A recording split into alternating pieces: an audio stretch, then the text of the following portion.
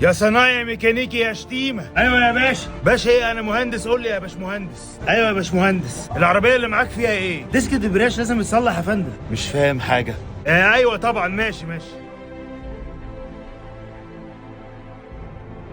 باشا انا عندي مشكله في العربيه دي محدش عارف يحلها لي. انا اشوفها لك يا باشا. خد بصه كده يا باشا. مش فاهم حاجه. اسمي مش مهندس مش باشا، بس انا مش فاهم حاجه عشان مش بشتغل بايدي ثانيه واحده. يا صنايعي يا شتيمه صلح العربيه. حاضر يا باشمهندس. عربية اتصلحت يا باشمهندس. انت صلحت العربية دي ازاي؟ شغال بايدي بقالي سنين، عارف كل عربية وكل حاجة في كل عربية. ايه رأيك تخش شريك معايا في المحل بتاعي في الرحاب؟ انت بالخبرة وانا بالفلوس. شاركنا. انا المهندس، انا اللي معايا الشهادة. عمر ما الشهادة هتعمل لك حاجة من غير شغل وخبرة.